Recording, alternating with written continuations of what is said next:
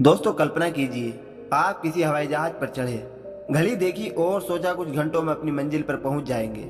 लेकिन कुछ देर बाद आपको जहाज में हलचल महसूस होती है और आप पूरी तरह से अलग समय और अलग जगह पर पहुंच जाते हैं। दोस्तों आपको सोचकर भी अजीब लग रहा होगा, पर क्या आपको पता है, अमेरिका की पैन अमेरिकन फ्लाइट 914 के साथ कुछ ऐसा ही हुआ था।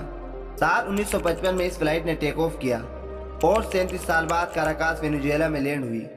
लोग इस घटना से हैरान थे और कुछ लोग तो इसे टाइम ट्रेवल भी कह रहे थे। तो दोस्तों आखिर क्या है पैन अमेरिकन फ्लाइट 914 की कहानी, तो चलिए आपको बताते हैं। दोस्तों स्वागत है फिर एक बार द ग्रोथ की नई वीडियो में। दोस्तों यह फ्लाइट 914 2 जुलाई 1955 को 57 यात्रियों और 4 क्रू मेंबर के साथ न्यूयॉर्क से मियामी के लिए उड़ान भरी।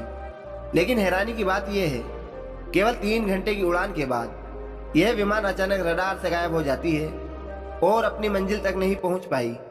एयर ट्रैफिक कंट्रोल ने प्लेन से संपर्क करने की बहुत कोशिश की, लेकिन उसके बाद भी प्लेन से संपर्क करने की सारी कोशिशें नाकाम रही।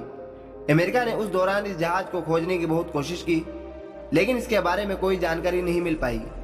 फ्लाइट 914 कहाँ थी, इसके बारे में किसी को कोई अंदाजा नहीं था। ऐसा लग रहा था मानो प्लेन को हवा ने निगल लिया हो। दोस्तों आपको बता दें कि इस समय प्लेन को न्यूयॉर्क से मियामी जाने में करीब 3.5 घंटे लगते हैं।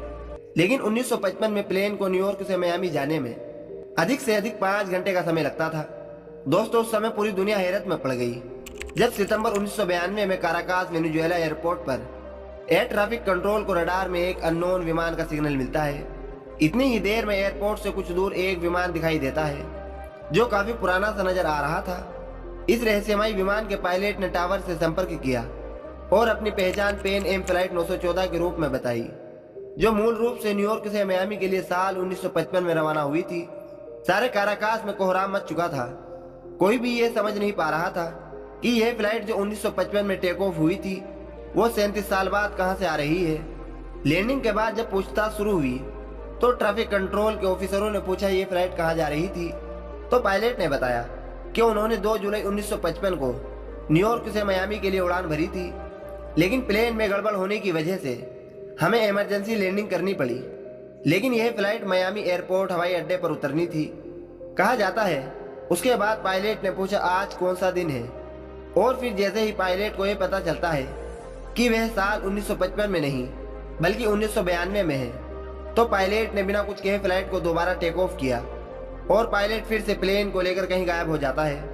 दोस्तों पैन अमेरिकन 914 अपने पीछे कई अनसुलझे प्रश्नों को छोड़ जाती है।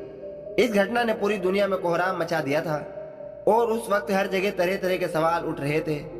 लोगों का कहना था उस फ्लाइट के साथ 37 सालों के दौरान क्या हुआ, इतने साल तक यह फ्लाइट कहाँ थी और विमान रहस्यमयी तरीके से काराकास में कैसे पहुंचा और पायलट दोबारा प्लेन के साथ कहाँ चला गया।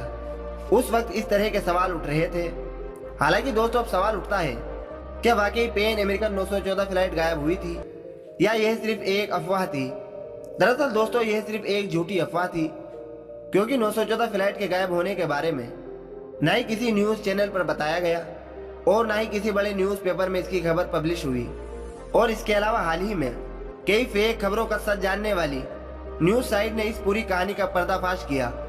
उन्होंने बताया कि पैन अमेरिका का इस नंबर का कोई प्लेन नहीं था और न ही ऐसे प्लेन ने उस दिन उड़ान भरी थी। यह पूरा कारनामा 1992 में अमेरिका के किसी लोकल न्यूज़पेपर की कारगुजारी थी, जिसने यह फेक खबर पब्लिश की और लोगों ने इसे सच मान लिया था। तो दोस्तों यह थी 914 फ्लाइट की कहानी। दोस्तों अगर आपको ये वीडियो पसंद आई तो वीडियो को लाइक करें, कमेंट करें और चैनल को सब्सक्राइब करें।